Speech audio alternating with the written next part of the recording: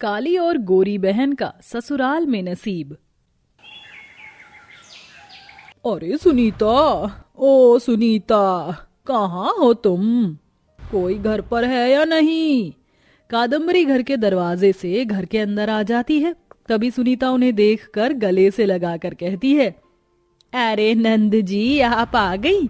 मैं आपका ही इंतजार कर रही थी। आओ बैठो, मैं आपके लिए नाश्ता लेकर आती हूँ। हाँ हाँ, लेकर आओ। तुम्हारे लिए मैं तुम्हारी दोनों बेटियों के रिश्ते लेकर आई हूँ। और हाँ, अपनी बड़ी बेटी को कह देना मुंह पर थोड़ा लाली लिपस्टिक लगा ले, थोड़ा क्रीम पाउडर भी लगा ले, जिससे थोड़ी सी सुंदर लगे। कादम्बरी की आवाज दोनों बेटियों के कमरे तक पहुंच जाती है, जहां पायल ये सब सुन लेती है। मुंह बनाने वाली क्या बात है? सही तो बोल रही हैं बुआ। तुम्हें दिखाई नहीं देता? तुम कितनी ओल्ड फैशनेबल रहती हो, ऊपर से काला रंग। इसमें ओल्ड फैशनेबल क्या है? अब तुम्हें कोई क्या ही समझाए। मैं तो जा रही हूँ बुआ के पास, वो मेरे लिए कुछ न कुछ जरूर लेकर आई होंगी। दृष्टि को घर के अंदर सभी लोग बहुत प्यार करते हैं, लेकिन वहीं पायल की बात आती है तो पायल का रंग काला था, जिसकी वजह से घर में कोई उसे पसंद नहीं करता था। अरे वाह मेरी प्यारी फूल जैसी बच्ची, आ गई तू। देख, मैं तेरे लिए कितनी सारी चॉकलेट लेकर आई हूँ। थैंक यू सो मच बुआ, आप कितनी अच्छी हो। जब भी आती हो मेरे लिए कुछ ना कुछ जरूर लेकर आती हो। तभी वहां पायल भी आती है। कैसी हो बुआ, आप ठीक हो ना? मैं तो ठीक हूँ, तुम अपना बताओ। तुम्हारी शक्ल तो आज तक काली ही है, कभी ये चेंज होगी या नहीं? पायल की बुआ उसे फिर से एक ताना दे देती हैं, लेकिन पायल किसी से कुछ नहीं कहती। ऐसे ही कादम्बरी के लाए हुए रिश्ते देखकर सुनीता अपनी नंद से कहती है, नंद जी, ये लड़के इतने सुंदर हैं, मुझे पूरा विश्वास है कि ये मेरी दृष्टि को पसंद कर लेंगे। लेकिन पायल के काले रंग को देखकर कोई उसे पसंद करेगा ही नहीं। तुझे करनी भी तो एक ही घर में है अपनी दोनों बेटियों की शादी। तू ही देख, कल वो लोग आ जाएंगे। अगले दिन जब रिश्तेदार घर पर आते हैं तो हर बार की तरह इस बार भी दृष्टि को ही पसंद करके जाते हैं, लेकिन कोई भी पायल को अपने घर की बहू बनाना ही नहीं चाहता था। ऐसे कई दिन तक चलता रहा। कादम्बरी भी चली जाती है। अचानक से एक दिन पुष्पा नाम की एक औरत अपने दोनों बेटों का रिश्ता लेकर सुनीता के घर पर आती है। बहन, मैंने सुना है कि तुम अपनी दोनों बेटियों के लिए रिश्ता ढूंढ रही हो, और तुम्हारी बड़ी बेटी सांवली है। दरअसल मेरा बड़ा बेटा भी सांवला है, उसका रिश्ता नहीं हो रहा है, और छोटा बेटा सुंदर और गोरा है, जैसे तुम्हारी छोटी बेटी है। अगर तुम कहो तो रिश्ते की बात को आगे बढ़ाते हैं। अरे ये तो बहुत अच्छी बात है। एक ही घर में शादी करने की मेरी तमन्ना भी पूरी हो जाएगी, और मेरी बेटियां जैसी हैं उन्हें उन्हीं के जैसे पति भी मिल जाएंगे। सुनीता अपनी दोनों बेटियों को बुला लेती है। पुष्पा को दृष्टि बहुत ज्यादा पसंद आती है और वह उससे बात भी करती है, लेकिन काले रंग की वजह से वह पायल से थोड़ा कम ही बात करती है। लेकिन वह अपने दोनों बेटों का रिश्ता तय कर देती है, जिसके बाद सुनीता पंडित से एक अच्छा मुहूर्त निकलवाती है और शादी की डेट फिक्स कर देती है। चलो अच्छा है, तुम दोनों की शादी फिक्स हो गई। हाँ माँ, आज तो मैं भी बहुत खुश हूँ। आखिरकार हमारी शादी की तारीख निकल ही आई।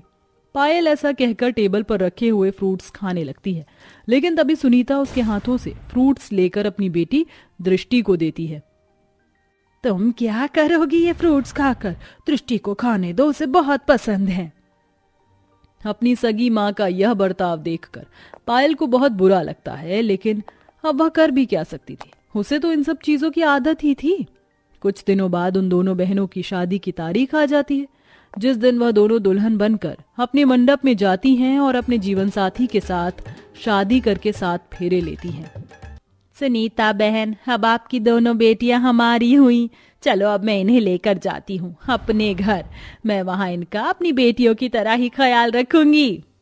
विदाई के समय भी सुनीता अपनी गोरी बेटी दृष्टि को ही गले से लगाती है, जिसके बाद दोनों बेटियां विदा होकर अपने ससुराल में आ जाती हैं, जहां पर गोरी बहू को देखते ही सब उसी से बात करने लगते हैं। अरे पुष्पा बहन, तेरी छोटी बहू तो बहुत ज्यादा सुंदर है। अरे देखो तो बिल्कुल चांद का टुकड़ा लग रही है। सही कहा रूपाली बहन, तूने काला टीका लगा देती हूँ, अपनी गोरी बहू को कहीं नजर न लग जाए इसको। चलो, बड़ी बहू में एक खासियत तो है, उसे जल्दी से किसी की नजर नहीं लगेगी, ना ही उसे काला टीका लगाने की जरूरत है, क्योंकि वो खुद इतनी काली है। पुष्पा की ये बात सुनकर सब लोग जोर जोर से हंसने लगते हैं और बेचारी पायल को बहुत बुरा लगता है। उसकी आंखें भर आती हैं, लेकिन फिर भी वह किसी से कुछ नहीं कह पाती। वहीं पुष्पा अपनी दोनों बहू को पहली रसोई की रस्म के लिए कहती है। आज तुम दोनों की पहली रसोई की रस्म है। यहाँ रसोई में सभी मेहमानों के लिए अपने हाथों से कुछ बनाकर ले आना। छोटी बहू, मुझे तुमसे बहुत उम्मीद है, मैं जानती हूँ कि तुम सबका दिल जीत लोगी। पुष्पा इस तरह कहकर रसोई से बाहर चली जाती है, जिसके बाद गुस्से से दृष्टि अपने सर से पल्लू उतार कर फेंकती है और कहती है, हाँ हाँ, बहुत अच्छे, मैं तो इस घर में नौकरानी बनकर आई हूँ ना, जो पूरे टब्बर के लिए कुछ बनाऊंगी।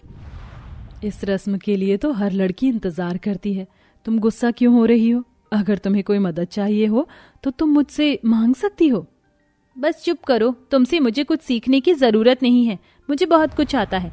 मैं अपने हाथों से ऐसा हलवा बनाऊंगी ना, सब लोग खाते रह जाएंगे। दृष्टि ऐसा कहती है और हलवा बनाना शुरू कर देती है। वहीं पायल भी सभी के लिए गाजर का हलवा बनाना शुरू करती है। पायल की बहुत मेहनत लगती है, लेकिन दृष्टि सूजी का हलवा बनाती है, जो बहुत ही आसानी से बनने वाली चीज होती है, लेकिन दृष्टि उसे भी थोड़ा थोड़ा जला देती है। हलवा तो नीचे से जल गया है, लेकिन किसी को क्या पता चलेगा, ऊपर से निकाल लेती हूँ और ले जाती हूँ। दृष्टि अपने हाथों का जला फूका हलवा कटोरी में परोसकर सभी मेहमानों के लिए लेकर जाती है, लेकिन जला हुआ हलवा खाकर सबका मुंह बन जाता है। अरे पुष्पा, ये क्या, तेरी बहू को तो कुछ बनाना ही नहीं आता, एक सिंपल सा हलवा भी नहीं बना सकी। अगर नखरे ही दिखाने थे तो खुद ही जाकर बना लेते रसोई में। एक तो मेहनत करके हलवा बना कर लाई हूँ, नेक देने की जगह ताने सुना रहे हो आप सभी। दृष्टि, ये क्या तरीका है किसी से बात करने का? दृष्टि का ये जवाब सुनकर किसी को भी अच्छा नहीं लगता। कुछ देर बाद पायल सभी के लिए गाजर का हलवा बनाकर लाती है, जिसकी खुशबू पूरे हॉल में फैल जाती है। सब लोग गाजर का हलवा खाते हैं तो बहुत खुश होते हैं, जिसके बाद वो सभी पायल की तारीफ करने लगते हैं। बड़ी बहू रंग में बेशक काली है, लेकिन देखो उसके हाथों में कितना अच्छा स्वाद है, कितने अच्छे से बनाकर लाई है गाजर का हलवा, बहुत स्वादिष्ट है। सही कहा आपने, बहुत स्वादिष्ट है गाजर का हलवा। बड़ी बहू, ये लो हमारी तरफ से तुम्हारा नेग। एक के बाद एक सभी पायल को नेग देते जाती हैं और पायल सभी मेहमानों के पैर छूने लगती है। आप सभी ने मुझे नेक दिया, उसके लिए बहुत शुक्रिया। मैं भी आप सभी के लिए गिफ्ट लेकर आई हूँ अपने मायके से, अभी लेकर आती हूँ। पायल अपने कमरे में जाती है और सबके गिफ्ट लाकर सबको देने लगती है। नंद जी, ये आपके लिए, देवर जी ये आपके लिए, माँ जी ये बनारसी साड़ी आपके लिए, और ये सारे गिफ्ट आप सभी के लिए। पायल का ये बर्ताव और उसके संस्कार देखकर पुष्पा बहुत खुश होती है और कहती है, सही कहा है किसी ने, रंग रूप से कुछ नहीं होता, गोरा और काला दो ही रंग बनाए हैं भगवान ने, सब कुछ तो आदर्श और संस्कार पर डिपेंड करता है। छोटी बहू अपनी बड़ी बहन से सीखो, वो संस्कारी है, वो हम सभी के लिए गिफ्ट लेकर आई है। क्या तुम हमारे लिए कुछ लेकर आई हो? मैं तो सिर्फ अपने लिए ही शॉपिंग करके लाई थी, मुझे नहीं पता था आप लोगों के लिए भी गिफ्ट खरीदने हैं। इंसान की मैं ही उसको मार देती है। तुम्हारी बहन रंग की काली है लेकिन दिल की साफ है, तुम्हें उसकी तरह बनना चाहिए। हमेशा से दृष्टि की हर कोई तारीफ करता था, लेकिन आज पहली बार उसे ये पता चला था कि उसने आज तक कुछ भी नहीं सीखा और उसकी बहन काली होने के बाद भी हर चीज में उससे आगे है। इसलिए वह ससुराल के पहले दिन पर ही अपनी बहन और सभी मेहमानों से माफी मांगती है और उस दिन के बाद से वह अपनी बड़ी बहन पायल से खाना बनाना सीखती है, जिसके बाद दोनों बहनें एक ही ससुराल में खुशी खुशी रहने लगती हैं। इसीलिए बड़े बुजुर्ग कहते हैं, काले गोरे के भेद में नहीं पड़ना चाहिए, इंसान की कीमत उसके गुण से होती है, उसके रंग रूप से नहीं।